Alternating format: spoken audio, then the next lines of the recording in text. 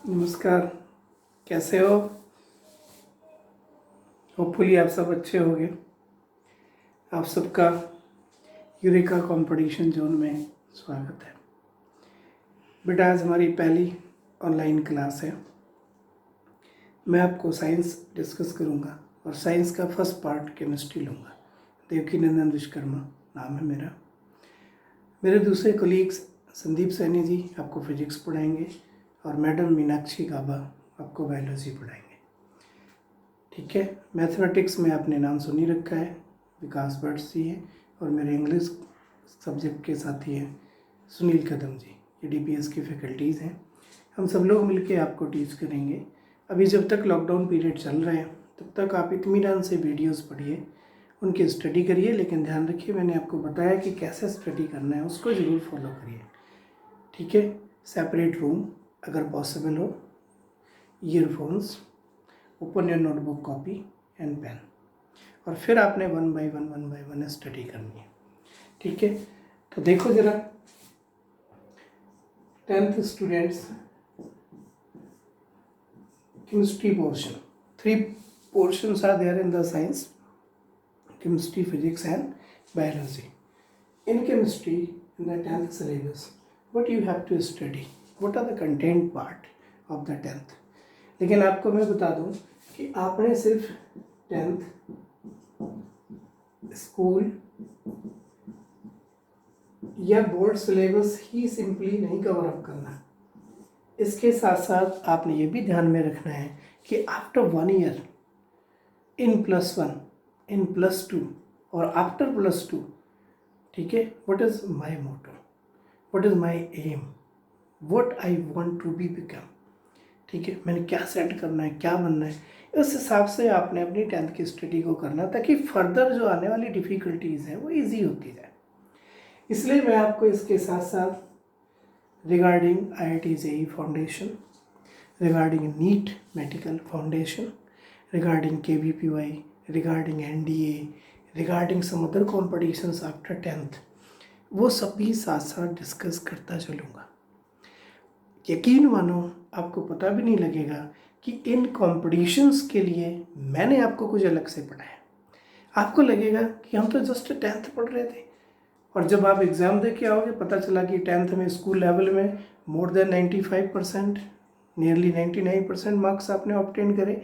और जब आप +1 में जाओगे और कोई आपको कहेगा कि this is the syllabus of IIT JEE और नीट, तब आपके चेहरे पे एक मुस्कान आएगी। That is the confidence of your base.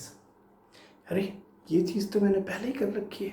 इसका मतलब है कि अब मेरा बेस कंप्लीट है। What type of any building if you want then you can build up. अब आप कोई भी बिल्डिंग चाहो इस पर बिल्डअप कर सकते हो। ठीक है। आप IAS चाहो बन सकते हो, आप जज चाहो बन सकते हो। ठीक है। आपने क्लैट करना है, आपने IAS करना है, आपने PCS करना है, आपने IIT करना है, आपने नीट करना है, आपने एम्स करना है, आपने डॉक्टर बनना है, आपने DM बनना है, SP बनना है, जो कुछ भी बनना है, एक प्रॉपर फाउंडेशन आपका बेस होगा। तो हमारी एकेडमी का ये मेन एम होगा कि आपको आपके सिलेबस के साथ साथ वो सारी चीज़ें, जैसे कभी आप खाना खाते हो, सिंपल सब्जी रोटी, दाल रोटी खा रहे हो, ठीक है, दाल में क्या क्या न्यूट्रिशंस हैं ये आपको पता है, बट मदर हमेशा चाहती होती है कि इसको मैं कुछ और भी चीज़ इसमें ऐड कर दूँ, विटामिन्स डाल दूँ, कुछ मिनरल्स डाल दूँ, आपको पता भी नहीं लगते और आप खा गए। आपको लगा आपने सिर्फ दाल रोटी ही खाई है, जबकि आपके उसमें बहुत सी न्यूट्रिशंस, एक्स्ट्रा न्यूट्रिशंस, जो एंटीबॉडीज़ हैं, जो इन्फेक्शंस, वायरस, इन सब से एंगेज्ड लड़ रहे हैं, वो आपको पता भी नहीं लगता और आपकी बॉडी स्ट्रॉन्ग होती चली जाती है। ठीक इसी तरीक़ा से मेरा टारगेट आपके नॉलेज को स्ट्रॉन्ग करना है। In the 10th part of the chemistry, do you know what chapters you have to study? शायद आप सभी जानते हो। पहला चैप्टर है केमिकल रिएक्शंस, यही है। कुछ केमिकल रिएक्शंस या रिएक्शंस से रिलेटेड चैप्टर है, chemical reactions and chemical equations. Second chapter है एसिड्स एंड बेसिस, एसिड और बेस के बारे में स्टडी, एक्टिविटीज़, टेस्ट, ठीक है। थर्ड वन, याद है आपको चैप्टर कोई? Carbon it's compounds, carbon and it's compounds. ठीक है। Fourth one metal and non metals, and the fifth one is the periodic classification.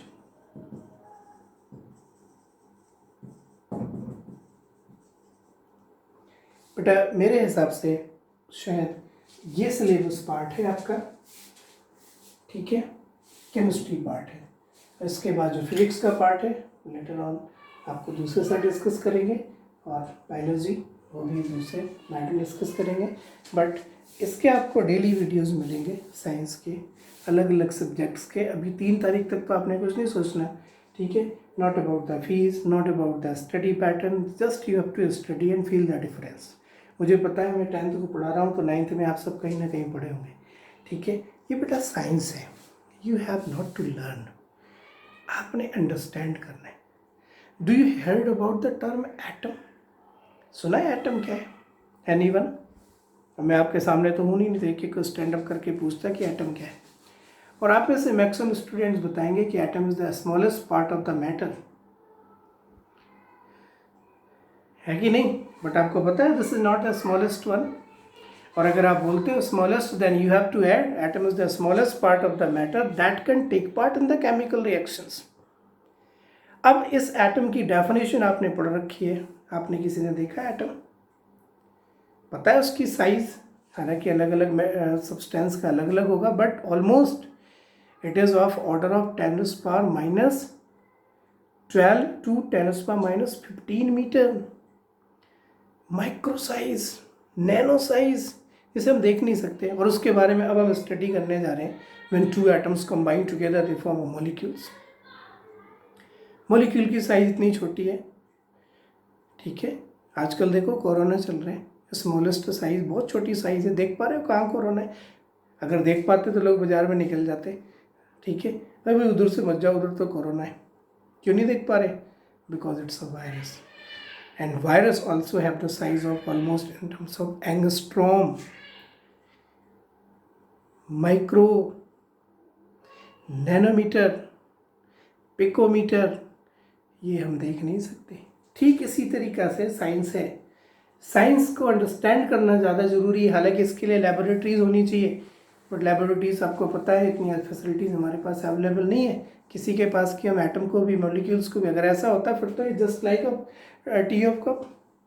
हमें तो ऐसे लगता है ऐसे हम चाय का कप पी रहे, हमें तो अब कोई दिक्कत ही नहीं, it's a very simple task. But फिर भी हम जिस चीज़ को देख नहीं सकते उसे हमने अंडरस्टैंड करना है, ठीक है। सो आपने अंडरस्टैंडिंग करके ही स्टडी करना है। पहली बात तो आपने लर्न नहीं करना। इस सब के लिए first of all, do you know the chemistry? उम्मीद है आप जानते होंगे।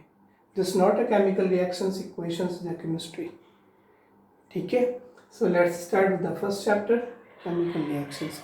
लेकिन मैं यहाँ पे आपसे कुछ क्वेश्चंस पूछ रहा हूँ और इसको आप मेरा असाइनमेंट वर्क समझिए। Simply you have to define in your notebook atom, molecule, compounds, mixture, element. You can define one by one with examples.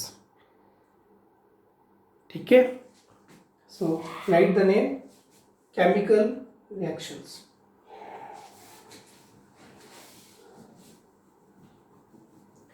But आप लोगों ने NTSC वगैरह टारगेट करा होगा अभी, कुछ बच्चों ने कि मैंने NTSC भी देनी है।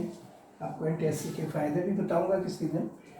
बट उसके अलावा कुछ और कॉम्पिटिशन्स है जो 10th लेवल पे आप दे सकते हो, ठीक है। बट पहले मैं आपको कुछ डिस्कशन करूँ कि what do you mean by chemical reactions and equations. Chemical reactions are what? Reactions किस चीज को आप रिएक्शन कहोगे? जब कोई दो सब्सटेंस आपस में कोलाइड कर जाए? बिल्कुल नहीं। आपको पता है जब आप ये सुन रहे होगे आपके रूम में बहुत सी गैसेज हैं, नाइट्रोजन, ऑक्सीजन तो है ही, उनके मॉलिक्यूल्स आपस में टकरा भी रहे होंगे, क्या वो रिएक्ट कर रहे हैं? बिल्कुल नहीं। रिएक्शंस का मतलब है केमिकली कॉम्बिनेशन। जब कभी कोई दो या दो से ज़्यादा सब्सटेंस आपस में कंबाइंड हो और कंबाइंड होकर कोई थर्ड चीज़ बना दे, दोनों से डिफरेंट, जिनमें इन दोनों की आइडेंटिटी ना हो, कोई नई चीज़ बन जाए, ठीक है, जो केमिकली कुछ और हो, डिफरेंट हो, उसे हमने बोलना है केमिकल रिएक्शन। और जब भी आप कोई रिएक्शन लिखोगे उसके स्टेट्स मेंशन करोगे, ये सॉलिड है, ये लिक्विड है, ये लिक्विड है और ये गैस है, एरो लगा देना है। इधर वाले पार्ट्स को हम रिएक्टेंट्स कहते हैं और इधर वाले पार्ट्स को हम प्रोडक्ट्स कहते हैं। ज़्यादातर अगर गैसेस प्रोडक्ट्स है तो अपर एरो शो कर देते हैं। These are the chemical reactions. Whenever two or more substances combine together chemically, they form a chemical reactions. There are so many type of chemical reactions. क्या आपको एग्जाम्पल बता सकते हैं domestic examples as a chemical reaction? Burning of fossil fuels, burning of candle, burning of gas burner, combustion of fuels. All these are what? Chemical examples. Evaporation of water, freezing of water, melting of ice. These are not a chemical reactions. These are what?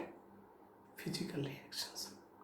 So first of all, आपके पास जो book available हो अभी, उसका first chapter उठाइए और उसके first chapter के first 2 page आप रीड करने की कोशिश करिए। उनकी रीडिंग्स में आपको ये पता लग जाएगा कि केमिकल रिएक्शंस हैं क्या basically. This is the chemical reaction when carbon undergo combustion we get CO2. This is the chemical reaction. These are the reactants and this is the product. फिर बेटा जब आप केमिकल रिएक्शन स्टडी करोगे तो आप देखोगे ये कई टाइप के होते हैं। हो सकता है कभी 2 या 2 से ज़्यादा सब्सटेंस कंबाइंड होकर थर्ड बना रहा हो, इसे कॉम्बिनेशन रिएक्शंस। हो सकता है कोई सब्सटेंस डिकम्पोज्ड होके एक से ज़्यादा चीज़ों में डिकम्पोज्ड हो रहा हो, इसे डिकम्पोजिशन रिएक्शंस। हो सकता है कोई एक रिएक्टेंट किसी दूसरे रिएक्टेंट से कंबाइंड होके थर्ड चीज़ बना रहा हो जिसमें वो किसी उसको सब्सटीट्यूट कर रहा हो। So there are lot of names, ठीक है। कभी हम सब्सटीट्यूशन रिएक्शन कहेंगे, कभी हम डिकम्पोजिशन कहेंगे, कभी हम एडिशन कहेंगे, कभी हम डिस्प्रपोर्शनेशन कहेंगे। ये सभी केमिकल रिएक्शंस हैं और ये जो लिखा है जिसको आपने एरो से शो करा है इसे हम केमिकल इक्वेशन बोलते हैं। So this is the general discussion about the chemical reaction and equations. और जब हम सेकेंड चैप्टर में पहुंचेंगे तो वहाँ पे acid and base, what are acids, what are base, there are so many definitions, so many testing activities, ठीक है। इसके बाद कार्बन एंड कंपाउंड्स जिसमें कार्बन के बारे में स्टडी करना है, this is the organic part, ठीक है। कार्बन कंपाउंड्स, हाइड्रोकार्बन, CO2 कैसे बना, CO कैसे बना, मीथेन, इथेन, ठीक है। मेटल नॉन मेटल की स्टडी करेंगे तो पीरियोडिक टेबल की प्रॉपर डिटेल स्टडी करेंगे, ठीक है। तो अभी आपको मैं ये 2 छोटे छोटे वीडियोस भेज रहा हूँ, इनको आप देखिए और प्रिपेयर रहिए। कल मैं आपको इसके नोट्स भेजूँगा, नोट्स के साथ आप एक बार पहले स्टडी करिए, फिर आपको मैं इसका PPT based proper video lecture भेजूँगा जिसे पढ़ के फिर हम एक असाइनमेंट करेंगे, देन ए टेस्ट, ठीक है। तब तक के लिए आप देखते रहिए और पढ़ते रहिए, घर पे रहिए, बाहर बिल्कुल भी नहीं निकलना है, ठीक है। Thank you very much.